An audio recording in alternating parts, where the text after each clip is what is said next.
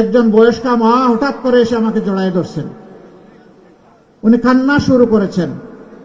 আমি তো তাকে ছুঁড়ে মারতে পারি না, তিনি তো জাতির মা, আমার মা, তাকে সম্মান করা আমার দায়িত্ব। সেটা নিয়ে এক শ্রেণীর ইতর দেখলাম বুলিং শুরু করেছে। তোদের কি মা নাই? জুলাইকে তোরা স্বীকার করিস না? যদি জুলাইকে ধারণ করিস তাহলে এমন একজন মাকে কেন তোমরা অপমান করছিস? অনেকে এখন সন্ত্রাসের পরিবেশ সৃষ্টি করছেন মানুষের মধ্যে ভয়ভীতি সৃষ্টি করার জন্য। আমি শুধু একটা কথা বলবো, আপনারা এটা ছেড়ে দেন।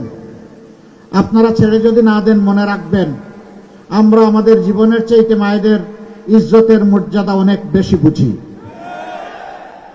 আর যদি মায়ের গায়ে কেউ হাত দেয়, আর যদি হুঙ্কার দেয় আমাদের মায়েদের কাপড় খুলে নেবে, আমরা তাদেরকে ছেড়ে কথা বলবো না ইনশাআল্লাহ।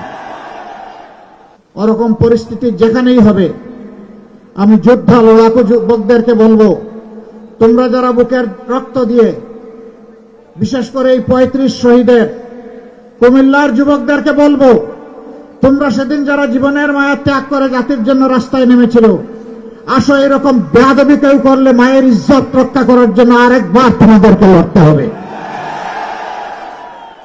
বহু জায়গায় ভয়ভীতি দেখানো হচ্ছে, বলা হচ্ছে অমুক মার্কায় ভোট না দিলে ভোট সেন্টারে যাবেন না, গেলে খবর আছে।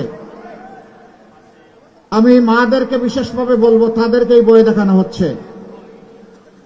আপনারা ওই মা যারা শরীফ উসমান হাদিকে জন্ম দিয়েছেন, ওই মা যারা আবরার ফাহাদকে জন্ম দিয়েছেন, ওই মা যারা আবু সাইদকে জন্ম দিয়েছেন, যে আবু সাইদ বলেছিল হয় আমার অধিকার দে, না হয় আমাকে একটা গুলি দে।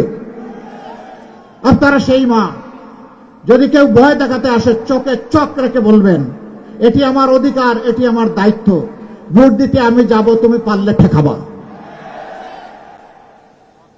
ওরা বিড়ালের মতো পালাতে বাধ্য হবে ইনশাআল্লাহ।